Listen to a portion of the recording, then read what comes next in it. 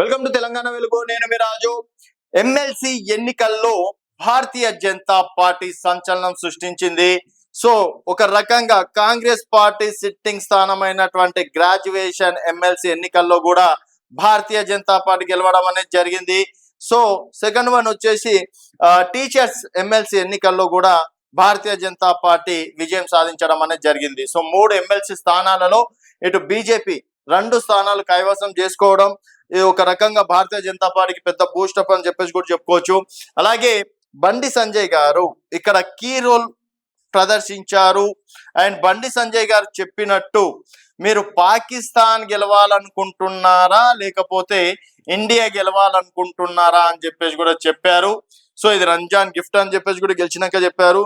So మరి ఇక్కడ teachers కావచ్చు, గ్రాడ్యుయేట్స్ కావచ్చు, మరి ఇండియాకే ఓటేశారని చెప్పేసి కూడా చెప్పారు.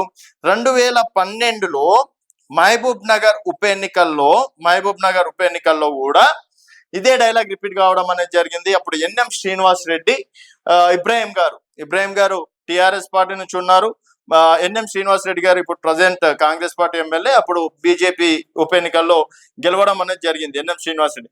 అప్పుడు కూడా కిషన్ రెడ్డి గారు ఇదే డైలాగ్ కొట్టారు, పాకిస్తాన్ గెలవాలనుకుంటున్నారా ఇండియా గెలవాలనుకుంటున్నారా అని. సో అప్పుడు బీజేపీ గెలిచింది.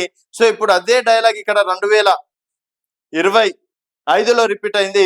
ఇక్కడ కూడా భారతీయ జనతా పార్టీ గెలవడం అనేది జరిగింది.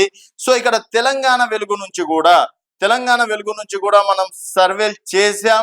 సో ఇక్కడ మనం ఏదైతే సర్వే చేసినామో టీచర్స్ ఎమ్మెల్సీ ఎన్నికల్లో కూడా బీజేపీ గెలుస్తుందని చెప్పేసి చాలా క్లారిటీగా చెప్పాం. 100% ఇక్కడ బీజేపీ గెలవడం అనేది జరిగింది. అలాగే గ్రాడ్యుయేట్ ఎన్నికల్లో కూడా మనం చెప్పింది ఏంటంటే ఇక్కడ బీజేపీ, కాంగ్రెస్ అలాగే బిఎస్పీ అభ్యర్థి హరికృష్ణ మధ్యలో టఫ్ కాంపిటీషన్ ఉండే అవకాశాలు ఉంటాయి. ఒకవేళ 2వ ప్రాధాన్యత ఓట్ తోటి భారతీయ జనతా పార్టీ అభ్యర్థి అంజిరెడ్డి గెలిచే అవకాశాలు ఉంటాయని చెప్పేసి అన్నాం. అదే విధంగా భారతీయ జనతా పార్టీ అభ్యర్థి అంజిరెడ్డి గెలవడం అనేది జరిగింది. సో ఇక్కడ కాంగ్రెస్ కేవలం 5,000 ఓట్లతోటి, అది కూడా 2వ ప్రాధాన్యత ఓట్లతో ఓడిపోవడం అనేది జరిగింది.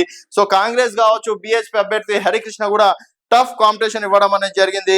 సో మనం చెప్పినటువంటి ఎగ్జాక్ట్లీ సర్వేలలో ఇప్పటికీ దాదాపుగా నేను ఇతర ఛానల్లో కావచ్చు, తర్వాత ఇప్పుడు తెలంగాణ వెలుగు నుంచి కూడా సొంత ఛానల్ నుంచి కూడా చేసినటువంటి సర్వేలలో కూడా బీజేపీ గెలుస్తుంది, టీచర్స్ అన్నప్పుడు గెలవడం అనేది జరిగింది.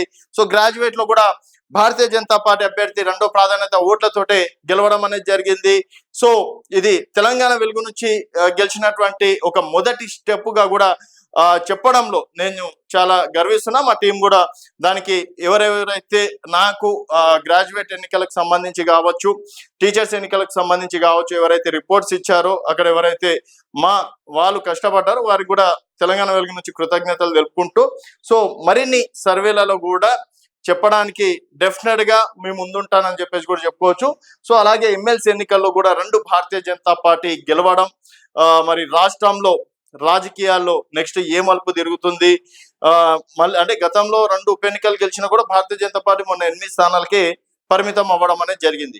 2015-16 టైంలో గ్రాడ్యుయేట్ ఎమ్మెల్సీ రామచంద్రరావు గెలిచినా కూడా కేవలం ఎమ్మెల్యే ఎన్నికలకు చూసుకున్నట్టయితే 1 స్థానం మాత్రమే గెలిచింది. మరి ఇప్పుడు 2 స్థానాలు గెలిచి నెక్స్ట్ ఎప్పుడు రాజకీయాలు వేరు అని చెప్పేసి నిరూపించి 2028లో రాష్ట్రంలో పాగా వేస్తారా లేకపోతే బీఆర్ఎస్ ఆర్ కాంగ్రెస్ కి మళ్ళీ అవకాశం ఉంటుందా అనేది వెయిట్ చేద్దాం.